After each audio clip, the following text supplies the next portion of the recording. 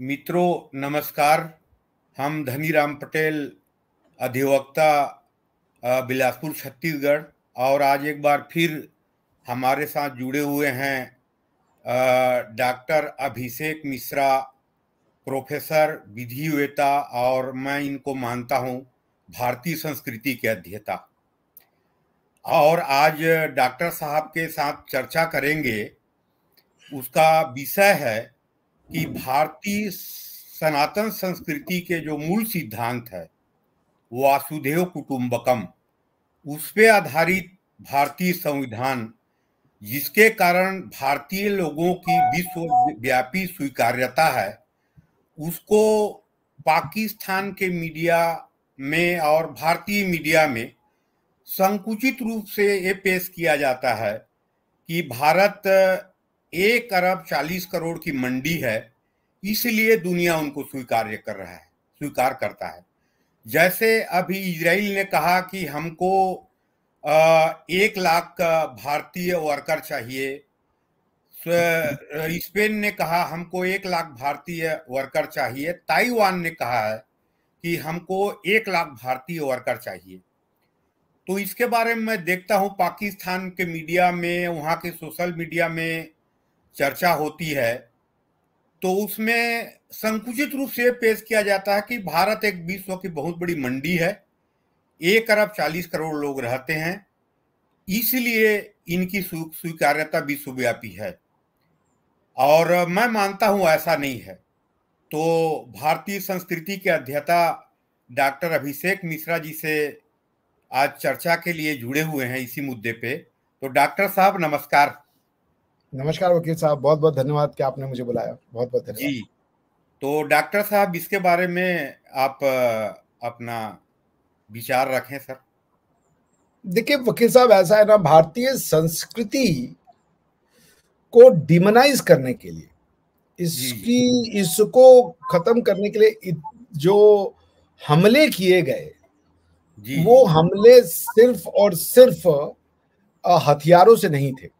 एक तो वो हमला था कि जो इसको फॉलो करने वाले हैं उनको मार दो, खत्म कर दो, या बदल दो, कन्वर्ट कर दो।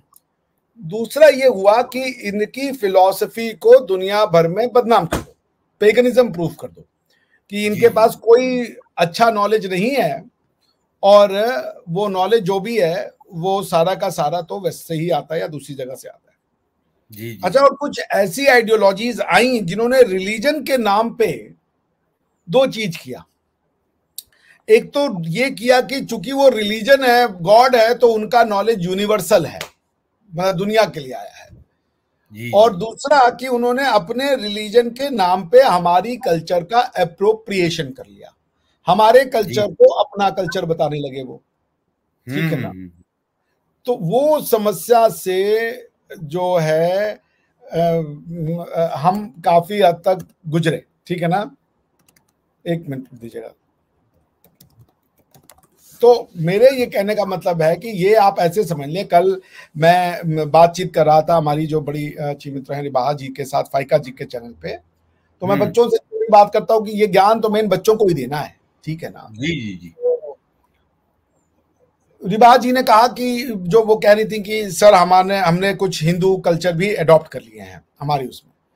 तो मैं बड़ी हंसी आ गई। मैंने कहा बेटा, आपने हिंदू कल्चर कैसे अडॉप्ट कर लिए? क्योंकि जो आपका बेसिक कल्चर है वो हिंदू कल्चर है। जो आपने अडॉप्ट किया है वो अडॉप्ट किया है इस्लामिक जो रिलीजन है। आप कन्वर्टेड हो, आप अडॉप्ट, जो आप प्रैक्टिसेस कर रहे हो वो अडॉप्टेड है।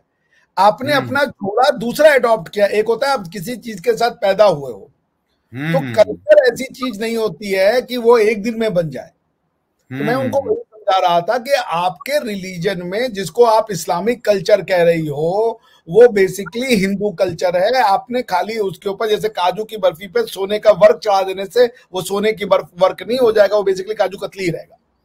तो है कि बच्चों को ये समझना चाहिए कि जो पाकिस्तानी, जो हमारे यहाँ पे जो हमारे मुस्लिम भाई बहन हैं, कि उनकी एडॉप्टेड प्रैक्टिस इस्लाम है, लेकिन उनकी ओरिजिनल प्रैक्टिस वो हिंदू ही है। और हिंदू यहाँ कोई रिलीजन नहीं है। हिंदू एक डिस्क्रिप्टिव व्याख्या है, रिलीजन एक प्रिस्क्रिप्टिव व्याख्या है। बिल्कुल बिल्कुल एक धार्मिक कंसेप्ट है, जो कि जो अब्राहमिक फेथ है, ये एक कोड ऑफ कंडक्ट है, ये रूल ऑफ लॉ है। ऐसे समझ लें कि वेद रूल ऑफ धर्म है और ये Abrahamic faith rule of law है। रूल ऑफ लॉ और रूल ऑफ धर्म में बहुत अंतर होता है। तो लॉ जो है, रूल ऑफ लॉ की प्रॉब्लम ये होती है, और जो लोग रूल ऑफ लॉ से प्रभावित होते हैं उसकी समस्या ये होती है कि रूल ऑफ लॉ में लॉ को लेके रिजिडिटी आ जाती है। लोग इंसानों से ज्यादा लॉ के फॉलोइंग को लेकर के ऑब्सेस्ड हो जाते हैं, और इसका सबसे बड़ा एग्जांपल यूरोपियन सोसाइटी है, जहां पे लॉ को लेके इतनी ऑब्सेशन हो गई है, या आज भी है, कि लोग लॉ के लिए दूसरों की सिंपैथी भी नहीं दिखाना चाहते। अगर नियम वो है तो आप नियम को फॉलो कीजिए, चाहे आपको कुछ भी हो, उससे हमसे मतलब नहीं है। और ये वहां के लोगों का माइंडसेट हो गया। इसीलिए यूरोप ने रूल ऑफ लॉ को काउंटर करने के लिए ह्यूमन डिग्निटी का एक कॉन्सेप्ट लाए। तो हमने वही कि हमारे यहाँ रूल ऑफ लॉ की व्यवस्था बहुत पहले से थी। हमारा लॉ जो है वो न्याय संगत है, वो धर्म संगत है। और धार्मिक लॉ में और रूल ऑफ लॉ में, जिसको आप पॉजिटिविस्ट स्कूल ऑफ थॉट कहते हैं, मैन मेड लॉ में और धार्मिक लॉ में ये अंतर होता है कि धर्म जो है वो मानव की जो आप जब लॉ बनाते हो तो उसमें इंग्रेडिएंट होता है कि आप लोगों के सुख के लिए लॉ बना रहे हो। यदि आप लोगों के सुख के लिए या लोगों की वेलफेयर के लिए लॉ ना बना के उनके एक्सप्लॉयटेशन के लिए लॉ बना रहे हो तो वो धार्मिक लॉ नहीं होगा, और वो लॉ ही नहीं होगा, क्योंकि वो धर्म संगत नहीं है। तो लॉ का धर्म है हमारे यहाँ, न्याय है हमारे यहाँ। लॉ धर्म संगत होना चाहिए, जबकि रूल ऑफ लॉ में ऐसी कोई रिक्वायरमेंट नहीं है। रूल ऑफ लॉ में लॉ की वैलिडिटी सिर्फ इतनी है कि वो एक पर्टिकुलर सिस्टम से बना हुआ होना चाहिए। जैसे पार्लियामेंट यदि बना रहा है तो वो लॉ है, फिर वो लॉ गलत हो या सही हो इससे कोई मतलब नहीं है, क्योंकि पार्लियामेंट ने वो लॉ बना दिया, वो लॉ अब मान्य हो गया। हमारे यहाँ ये नहीं है। हमारे यहाँ की सिस्टम तो होगा, लेकिन यदि वो लॉ वेलफेयर ओरिएंटेड नहीं है, यदि वो लॉ एक्सप्लॉयटेटिव है, तो फिर वो धार्मिक लॉ नहीं है, वो सिर्फ और सिर्फ एक मैन मेड लॉ बन के रह जाएगा। इसीलिए हमारे यहाँ धर्म जो है, इसको आप ऐसे समझिए, rule of law maximum governance है, क्योंकि रूल ऑफ लॉ जो जिसपे अब्राहमिक फेथ बेस्ड है वो ह्यूमन कंप्लीट ह्यूमन ट्रांजैक्शंस को कवर करता है। इंसानों के बीच का कोई एक ऐसा ट्रांजैक्शन नहीं है जिसके लिए उनके पास लॉ नहीं है। हमारा जो है वो रूल ऑफ धर्म वो मिनिमम गवर्नेंस करता है।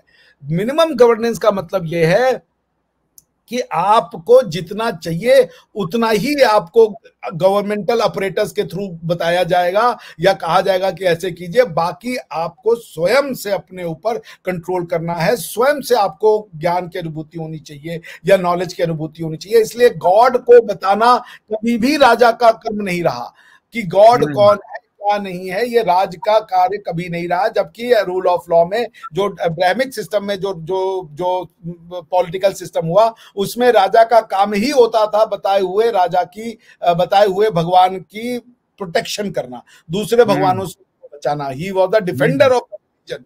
हमारे यहाँ डिफेंडर ऑफ धर्म है, डिफेंडर ऑफ रिलीजन नहीं है।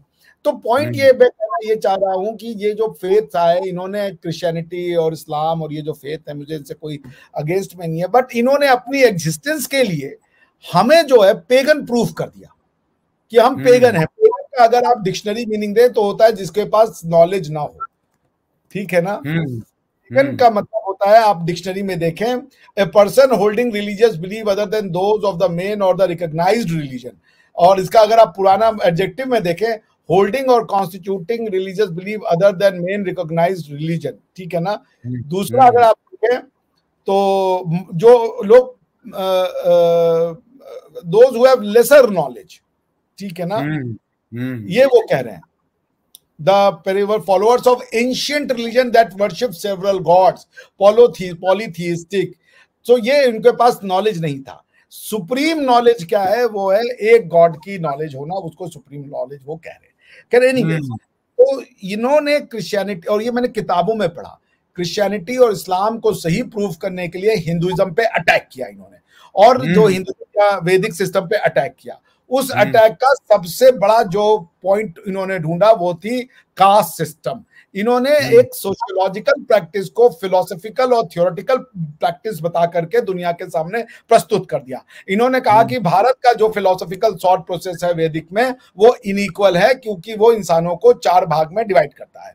बल्कि आप हम सब जानते हैं कि हमारा जो फिलोसॉफिकल बेस है वो इंसान की कर्मों को 4 भाग में डिवाइड करता है, इंसान को 4 पार्ट, 4 तरीके के इंसानों को नहीं डिवाइड करता। जो ये कहता है उसकी समझ फिर अधूरी है। तो पॉइंट ये, जैसे मैं हूं, मैं बार बार कहता हूं कि मैं शूद्र भी हूं जब मैं अपना घर ठीक कर रहा हूँ, मैं ब्राह्मण भी हूं जब मैं ज्ञान की बात कर रहा हूँ, मगर शूद्र और ब्राह्मण कोई दोनों से छोटा नहीं है, क्योंकि ये हॉरिजॉन्टल है। सेवा करना किसी भी तरीके से ज्ञान प्राप्ति से कम नहीं है, बल्कि ज्यादा ही है, क्योंकि सेवा करने के लिए असीम प्रेम भावना होना चाहिए दूसरे मानव के प्रति।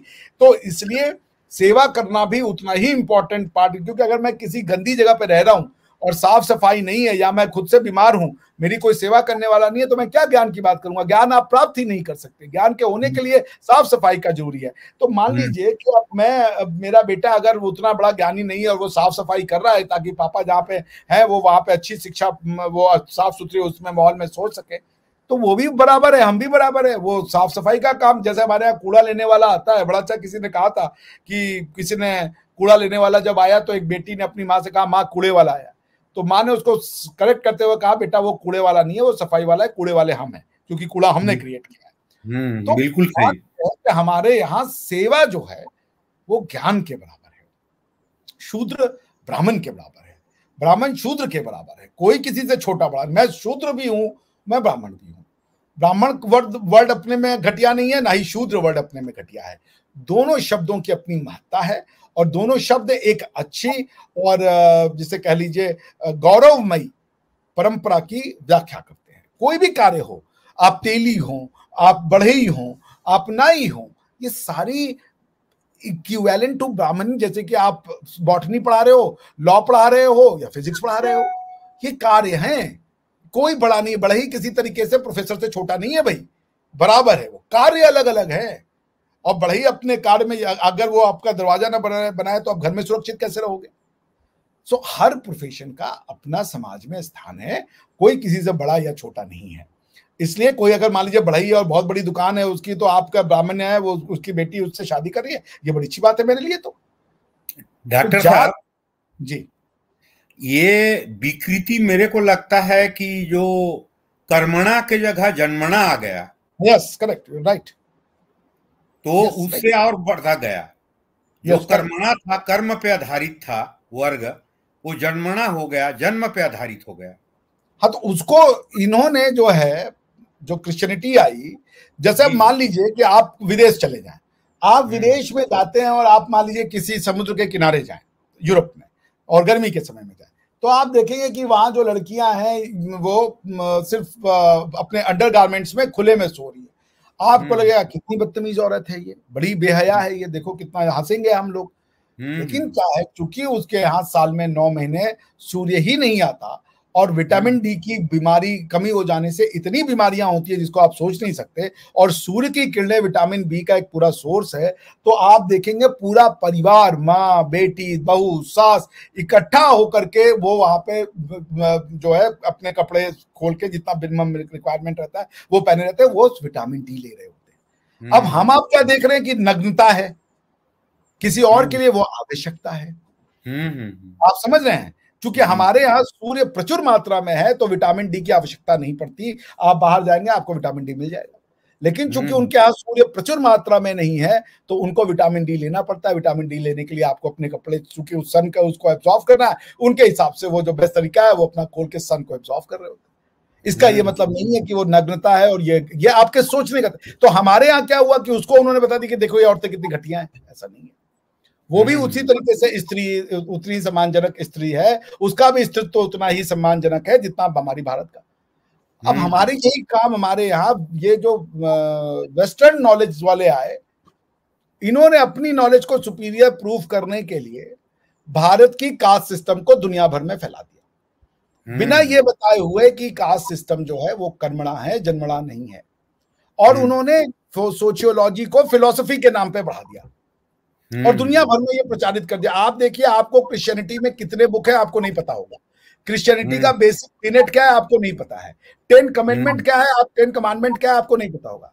लेकिन हर क्रिश्चियन को पता है कास्ट सिस्टम क्या होता है, हर क्रिश्चियन को, क्योंकि उन्होंने क्रिश्चियनिटी को पढ़ाने के अलावा हमारी कमियां भी पढ़ाई और उसको गलत तरीके से पढ़ाया। तो ये जो पॉइंट, क्योंकि अपना सही साबित करने के 2 तरीके हैं, एक है वैदिक तरीका कि सिर्फ अपनी बात करो, दूसरा है अब्राहमिक तरीका, दूसरों की कमियां बताओ, अपना बाद में बताना, पहले दूसरों की कमी बताना। डॉक्टर साहब, ये इब्राहिमिक रिलीजन और सनातन दर्शन, सनातन धर्म जो है अपना भारतीय धर्म है, उसमें बेसिक डिफरेंस है ये, और इसको कोई समझाने का प्रयास नहीं करता है, ना कोई समझने का प्रयास नहीं करता है।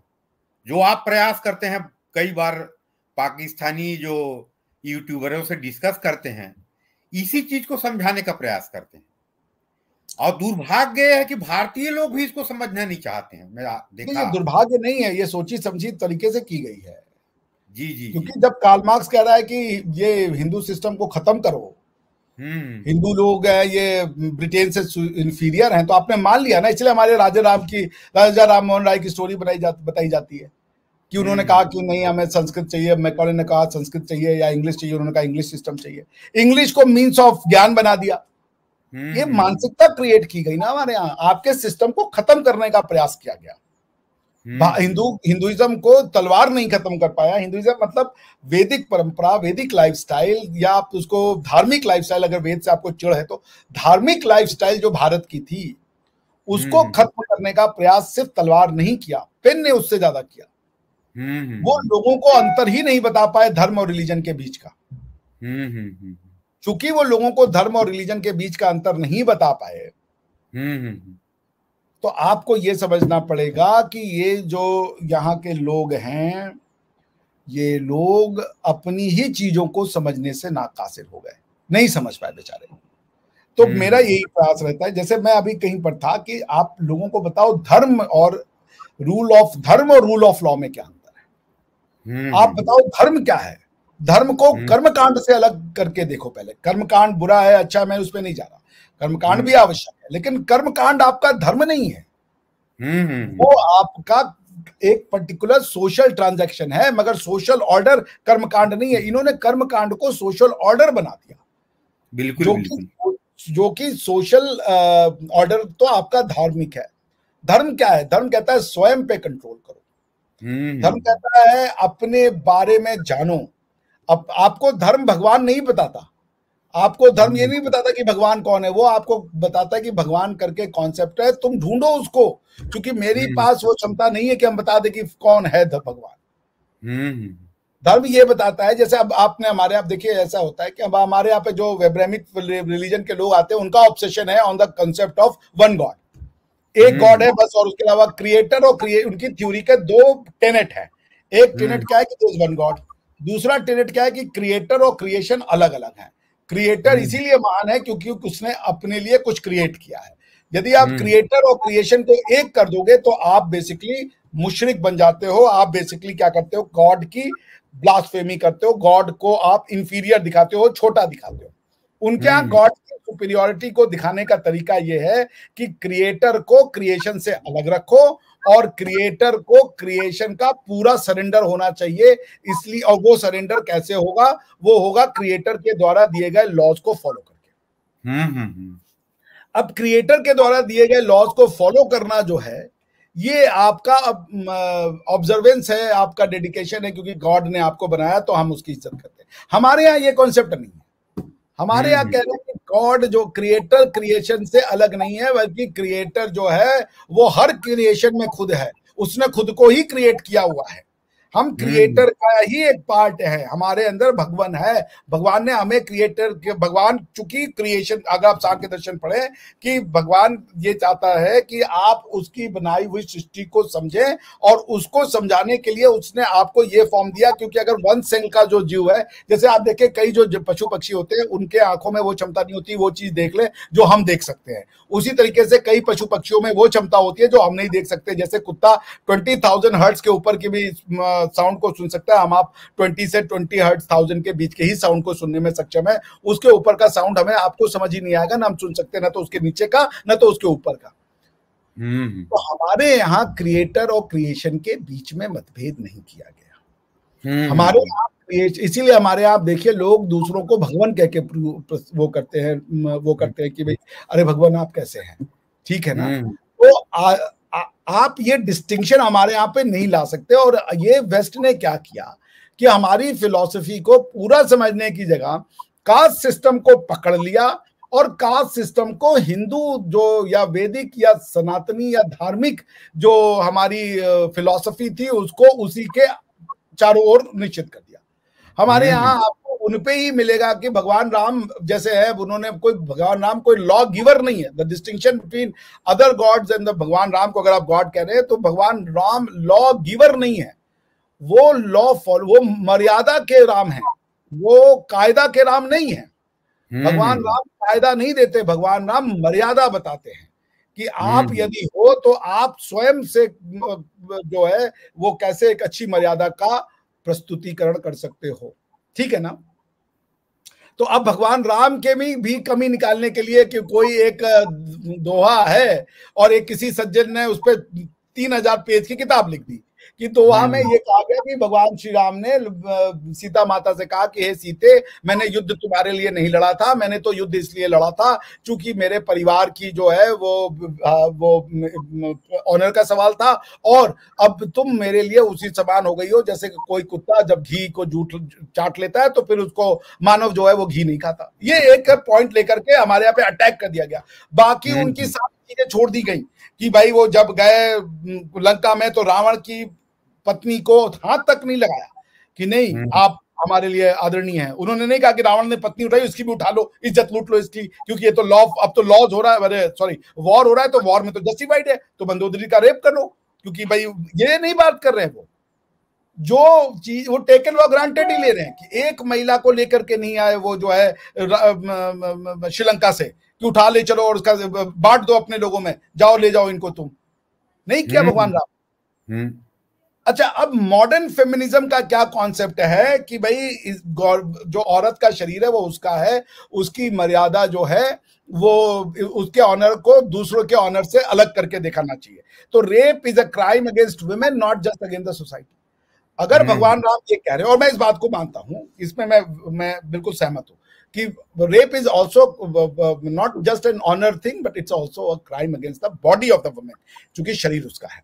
लेकिन शरीर उसका है और वो अपने पिता की प्यारी है, उसके पिता उसमें अपने परिवार की मान और सम्मान देखता है, तो इसमें क्या बुराई है? दोनों को एग्जिस्ट क्यों नहीं कर सकते? ये क्योंकि भाई मेरी बेटी मेरे कुल का मान है। अगर मेरे भाई बाप तो ये भी कहता है ना कि मैं तुम्हें अपने घर से निकालता हूं, तुम मेरे बेटे हो, दारू पीते हो, गलत काम करते हो, तुम साले, मैं तुमने मेरे घर को बदनामी दी है। वो बाप तो ये भी कहता है ना, क्या बेटे के एक्शन को कहता है कि तुम मेरे घर में बदनामी लाए हो? तो उसी तरीके से अगर भगवान राम ये कह रहे हैं कि मैंने युद्ध अपने परिवार के लिए लड़ा, अपने परिवार के मान के लिए लड़ा, सिर्फ तुम्हारे लिए नहीं लड़ा, तो इसमें क्या दिक्कत है? आप ये बात कह दो कि भाई उस समय के हिसाब से ये कमी थी, आज उसमें जोड़ दो, ठीक है, मैं मानने को तैयार हूं कि भाई माता सीता का भी पर्सनल वॉयलेशन हुआ था, उसको भगवान राम को कहना चाहिए था, वो नहीं कहे, आज के समाज में ये मर्यादा में जुड़ना चाहिए, ठीक है ना। तो मर्यादा उन्होंने कोई ऐसी तो नहीं की कि माता सीता को छोड़ के भाई चली गई है, दूसरी ले आओ। ऐसा तो नहीं है कि माता सीता का त्याग करने के बाद 3000 शादियां कर ली उन्होंने, ये भी नहीं किया उन्होंने। इस पर तो ध्यान दिलाओ कि अगर चाहते तो, अगर जब उन्होंने कह दिया कि तुम तो झूठी हो गई, अब तुम्हारे ऊपर तो अब मुझे संदेह हो गया, तो 4 बीवियां ले आते, तो उन्होंने भी तो दुख सहा। आपके प्रस्तुतिकरण का तरीका ऐसा है कि महिलाओं को बताओ कि देखो तुम्हारे ये जो जिनको तुम मर्यादा पुरुषोत्तम मानते हो वो मर्यादा पुरुषोत्तम नहीं है, अटैक यहां करना है उनको। तो पॉइंट ये है कि अगर अगर एक नारी का एब्डक्शन, क्योंकि रावण ने, देखिए ये समाज की भी वो देखिए, रावण ने माता सीता का कोई मतलब कोई उनके शरीर के साथ वो नहीं किया, उनकी मान मर्यादा का कोई उसने वो नहीं किया, ठीक है ना। तो अब पॉइंट ये है कि उसने भी उनका अपहरण, माता सीता का अपहरण माता सीता के सुंदरता की वजह से नहीं किया था, उसने माता सीता का अपहरण किया था क्योंकि रावण का भी जो बहन थी उसकी नाक काटा था लक्ष्मण जी ने। तो उसने कहा कि तुमने मेरे कुल की मर्यादा का उल्लंघन किया है, मैं तुम्हारे कुल की मर्यादा का उल्लंघन करूंगा। तो क्या गलत हो गया इसमें? पॉइंट, इससे कोई महिला छोटी कैसे हो गई? महिला तो तब छोटी होती कि भगवान राम सीता जी का त्याग करके और कहते कि हम जो है अब नई वाली लाएंगे। वो तो नहीं लिया उन्होंने। या वो कहते कि तुमने, रावण ने सीता का हरण किया है तो मैं मंदोदरी का हरण करूंगा, ले चलो इसको, और क्या नाम है, लक्ष्मण उठाओ ले चलो इसको। ये तो हमसे, मेरा तो उसके साथ युद्ध भी नहीं था, ये तो युद्ध में आई है, युद्ध में मिला हुआ हमको है। भगवान राम ने तो ऐसा कुछ नहीं कहा। जी जी। तो पॉइंट ये है कि आपने करंट फिलॉसफी को लेकर के, कि भाई आज मैं मानता हूं कि मेरा ये मानना है, rape is not just a crime against the honour of the men, it is basically an offense against the body of the woman. जी। ये नहीं है कि रेप कर दो तो हमारे परिवार की, ना ना, उस स्त्री के साथ जुल्म हुआ है, उसके साथ उसकी चेतना को, उसके शरीर को चोट पहुंचाई गई है। इसको इस रूप से देखना चाहिए। आप अगर ऑनर ऑन द फैमिली देख रहे हो, कोई दिक्कत नहीं, उसके अनुसार भी देखो, कोई बुराई नहीं है। लेकिन एसेंशियली ये नहीं है कि भाई मेरे बेटे ने इसका रेप कर दिया, उससे उसकी शादी करवा दो। रेपिस्ट के साथ शादी करवाना जो है वो न्याय नहीं हो सकता। वो तो फिर कल को कोई पसंद आता है किसी को जाके रेप कर दे, वो न्याय नहीं हो सकता। तो मैं ये बिल्कुल बात से सहमत हूं कि नारी के अगेंस्ट जो क्राइम होते हैं वो नारी के नारित्व के अगेंस्ट में होते हैं। तो उनका वो उसी तरीके से देखना चाहिए, उसको इस तरीके से नहीं देखना चाहिए कि नारी के साथ ना होकर के किसी पुरुष के ऑनर के साथ क्राइम हो रहा है। मैं इस फिलॉसफी से सहमत हूं, मैं इसको मानता भी हूं। लेकिन ये भी कह देना कि अगर कोई बेटी अपने बाप अपनी बेटी को वैसे देखता है कि वो मेरा सम्मान है, अपने बेटे को भी कहता है कि तुमने मेरे कुल का नाम डुबो दिया, ठीक है ना। ये 25 ऐसे एग्जाम्पल मिल जाएंगे कि तुम तो कुल का नाम बर्बाद करते हो। लड़कों को भी कहा जाता है, ऐसा नहीं कि सिर्फ लड़कियों को कहा जाता है। मगर ये किताबें लिखी इसलिए गई दिखाने के लिए कि ये मिसोजिनिस्ट है। अगर आप उसका इंटरप्रिटेशन और व्याख्या अच्छे तरीके से करते तो आप उसकी वो बातें जो आप कहना चाहते हो, आप उसको कह सकते थे कि ये उसका मृत्यु नहीं था। अगर भगवान राम मिसोजिनिस्ट हो जाते हैं ये प्रूव करने से, तो उन्होंने मंदोदरी के साथ वो क्यों नहीं किया जो काम लक्ष्मण ने, जो काम रावण ने माता सीता के साथ किया था? वो भी बात बराबर कर सकते थे। लंका की सारी औरतों का रेप करवा सकते थे, क्यों नहीं करवाया उन्होंने? लंका की औरतों को लेकर के भारत के बाजार में बेच सकते थे, क्यों नहीं किया उन्होंने? जी जी जी। वो तो कह सकते थे रावण हमसे लड़ने आया, हम तो रावण से कोई लड़ने नहीं गए थे, हमने तो सुपर्णखा की नाक इसलिए काटी मेरे छोटे भाई ने, वो भी क्योंकि वो उनसे शादी का प्रस्ताव दे रही थी। आज उनका वो हो गया, उसके लिए हम क्षमा मांगते हैं। जी। हमने आपसे रावण से कोई युद्ध नहीं किया, रावण तो युद्ध में आया तो लॉज ऑफ वॉर लग रहे थे। जी बताएं। जी। तो डॉक्टर साहब, भारतीय जो दर्शन है, सनातन दर्शन है, और जो इब्राहिमिक रिलीजन है, ये तो दोनों में बेसिकली अंतर है, उसके बारे में आपने बताया। और अंत में डॉक्टर साहब, जो बेसिकली अंतर है, जिसके कारण जो ये पाकिस्तान की मीडिया में जो चल रहा है चर्चा, और जो दुनिया की मीडिया में, भारत के कुछ मीडिया में, इसी अंतर के कारण और भारतीय सनातन दर्शन के कारण जो विश्वव्यापी स्वीकार्यता है, तो उसको ना समझ के इसको संकुचित रूप से पेश कर रहे हैं जो पाकिस्तान की मीडिया है, भारत की मीडिया, दुनिया की मीडिया है। तो इसके बारे में कुछ बताएं सर। देखिए, फॉरेन की मीडिया या ये जो एजुकेशन सिस्टम था, इसने आपके साथ न्याय नहीं किया। आप अगर ओरिजिन ऑफ स्पेस पढ़े, स्टीफन हॉकिंग की जो किताब है एवरीथिंग अबाउट स्पेस, ऐसे करके मैं पढ़ रहा था, उसने हर जगह से बताया कि यहाँ स्पेस की थ्योरी दी गई है, इंडिक थ्योरी को उसने रिजेक्ट कर दिया। जब आइंस्टाइन आया था इंडिया, आइंस्टाइन ने इंडियंस के बारे में क्या कहा था पता है आपको? मैं आपको पढ़ के सुना देता हूं।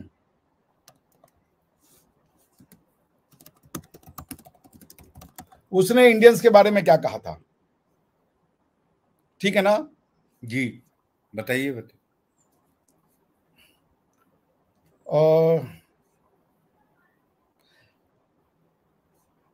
आइंस्टाइन ने कहा था कि Indians are basically biologically inferior and stupid, biologically inferior and stupid, and because of the continent of the subcontinent, because of the geography of the subcontinent, they are prevented from thinking backward or forward by more than a quarter of an hour. तो वो कह रहा है कि चूंकि ये ऐसे जगह पे है और वो स्पेस और उसमें उतना चला गया था कि ये चूंकि इनका ज्योग्राफिकल लोकेशन ये है, तो भारतीय जो है ये सोचने और समझने की क्षमता नहीं रखते हैं। ये उसने कहा था आइंस्टाइन ने इंडियंस के लिए। जी जी जी। वो कह रहा है इंडियंस आर इंफीरियर पीपल। उसको पता ही नहीं, उसने कुछ पढ़ा ही नहीं है। ये आइंस्टाइन कह रहा है। क्यों कह रहा है? क्योंकि आप पढ़ ले उस समय क्या कह रहे थे, मार्क्स क्या कह रहा था, मैक्स मुलर क्या कह रहा था। ये सारे के सारे यूरोपियन सुपीरियोरिटी कॉम्प्लेक्स से इतना ज्यादा प्रभावित थे कि इनको लगता था कुछ और दुनिया में एग्जिस्ट ही नहीं कर सकता, और ये दुनिया को अपने हिसाब से देखना चाहते थे। इतनी और इतना ज्यादा इन्होंने, आप हमारे यहाँ मैक्स मुलर भवन है, इतना जबरदस्त और वर्लुएंट अटैक किया इंडियन फिलॉसफी पे कि आज हम आप अपनी फिलॉसफी को समझने से भी कायल है। बताया ही नहीं, खिताब से गायब कर दिया, और उसको हिंदू फिलॉसफी दे दी, जो टेक्निकली यूनिवर्सल है उसको हिंदू फिलॉसफी बता दी।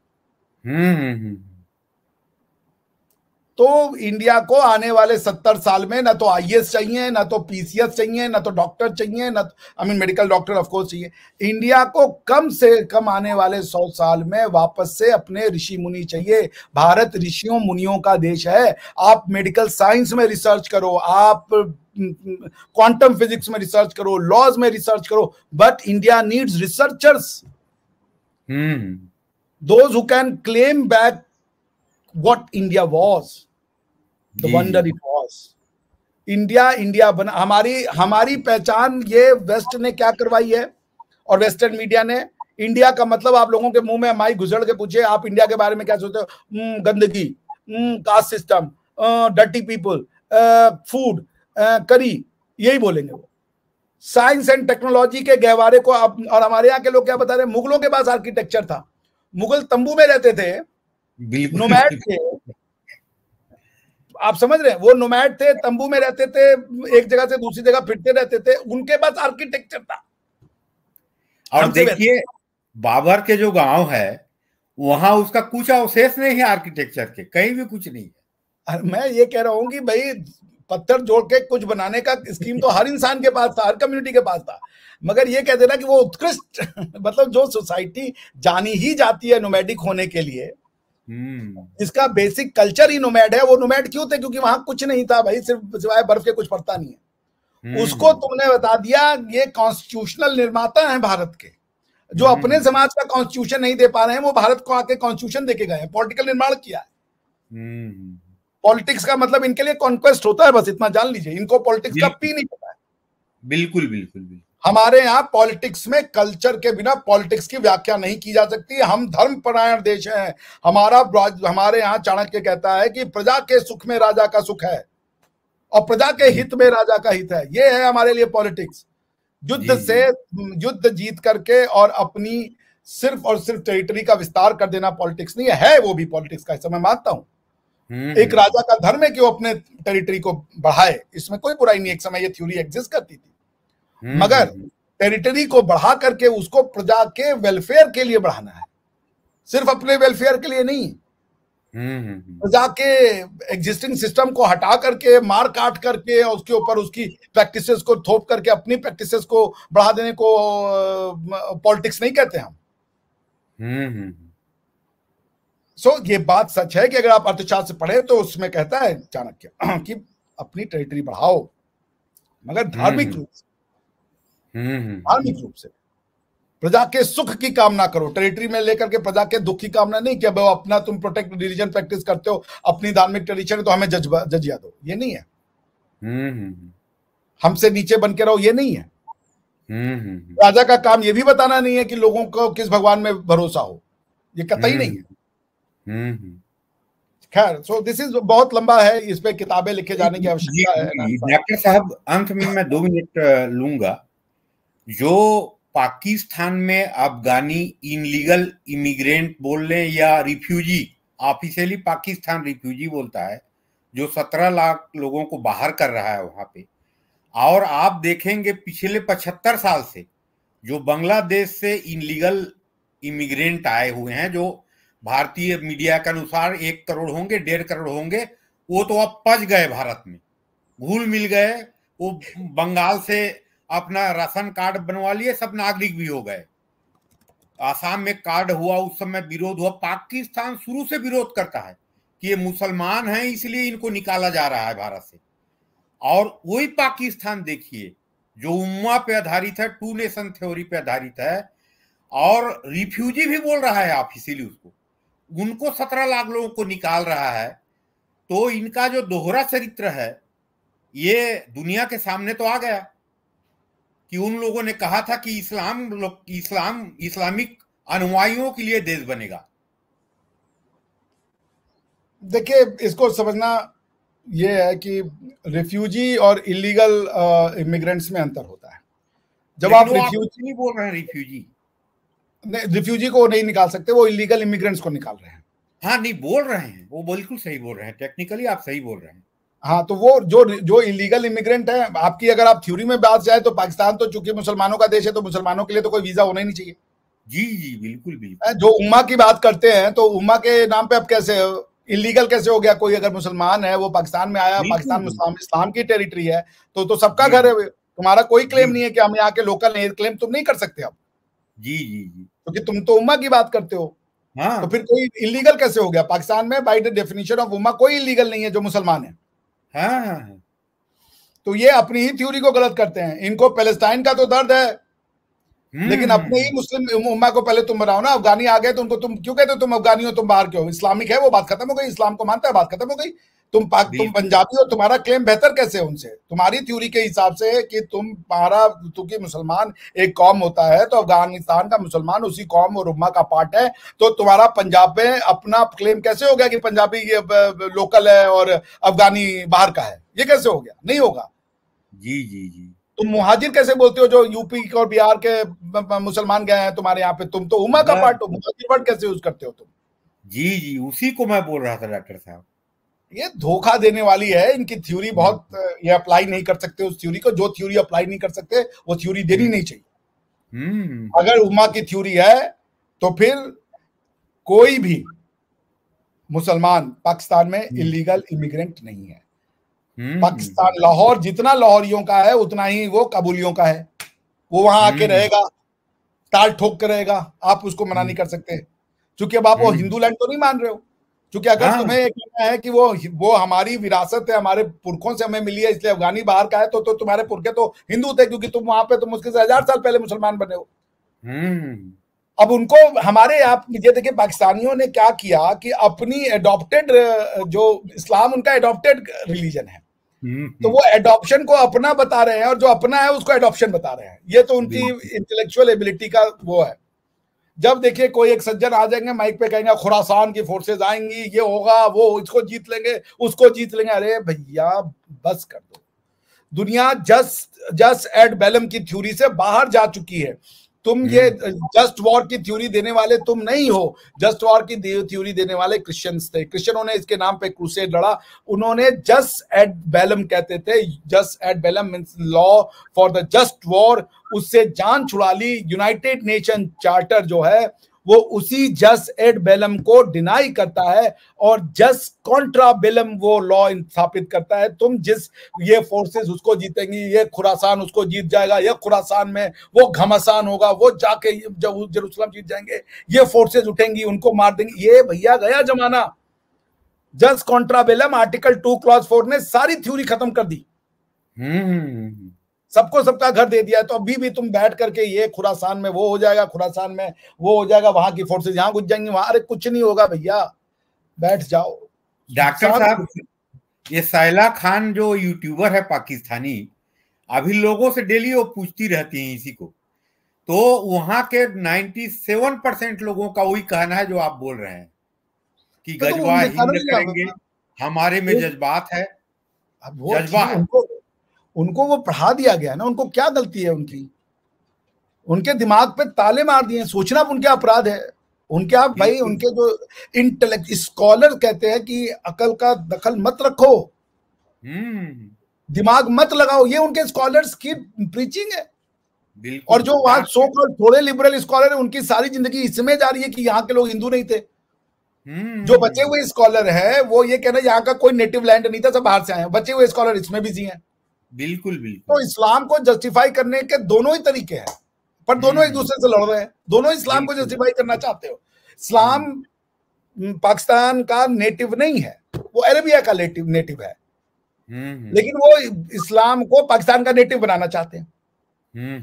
और वो ये थ्योरी कि इस्लाम बाहर से आया है, इसको प्रूव करने के लिए कहते हैं यहाँ के जो लोकल है वो भी बाहर से आए हैं। तो अगर सब बाहर से आए, अगर सब बाहर से आए हैं तो फिर डीकॉलोनाइजेशन क्या है? फिर अंग्रेजों को क्यों तुमने भगाया? अंग्रेजों को कॉलोनाइजर क्यों कह के पढ़ाते हो? वो भी फिर वो वही बाहर से आए। अंग्रेजों को कॉलोनाइजर मत बोलो फिर। बिल्कुल बिल्कुल। फिर अंग्रेज भी बाहर से नहीं आया ना, अंग्रेज भी यहाँ का था, क्यों भगाया उसने? बोलो कि वो गलत थी, कॉलोनाइजर नहीं थे, वो तो हमारे ही लोग थे। ये मतलब पूरी समाज में सोचने की क्षमता निरुद्ध कर दी गई है। क्या कीजिएगा इसको? कोई ये खोल के नहीं बोल नहीं पा रहा कि ये लैंड किसी की विरासत है। हमने दूसरी कल्चर, अब दूसरा वो जो है रिलीजन अडॉप्ट कर लिया है। कल्चर हमारा जो है वो वैदिक कल्चर है, वो हड़प्पन मोहनजोदाड़ो का कल्चर है। हड़प्पन मोहनजोदाड़ो को देने वाले यहाँ के नेटिव लोग थे, उन नहीं, वो बाहर से आए थे। अरे जो बाहर से लाता है अपनी प्रैक्टिस लाता है, तो ये लोग जो बाहर से आए थे, इनकी बाहर वाली प्रैक्टिस कहाँ गई? अगर मान लीजिए बाहर से कोई मंदिर बनाने का लेके आया होगा तो दूसरी मंदिर बनाना का दिखा तो दो। ये भाई बहुत जो है ना, एक बियॉन्ड रीजनेबल, जैसे कह लीजिए अंडरस्टैंडिंग हो जाती है। एनीवे 40 मिनट हो गया वकील साहब, इसको यहीं खत्म करते हैं जी और जी। फिर अगला अध्याय करेंगे। जी, तो डॉक्टर साहब, मैं सभी दर्शकों को निवेदन कर दूं कि मेरे चैनल DR पटेल को भी लाइक सब्सक्राइब करें, बेल आइकन को दबाएं, और डॉक्टर साहब के चैनल जो तक्षशिला अभिषेक मिश्रा है उसको भी लाइक सब्सक्राइब करें। डॉक्टर साहब धन्यवाद, आपसे सार्थक और ज्ञानवर्धक चर्चा हुआ। हमेशा आपसे कुछ सीखने को मिलता है भारतीय संस्कृति, भारतीय दर्शन के बारे में। तो डॉक्टर साहब नमस्कार, और जय हिंद, जय भारत, वंदे मातरम। वंदे मातरम। नमस्कार डॉक्टर। नमस्ते।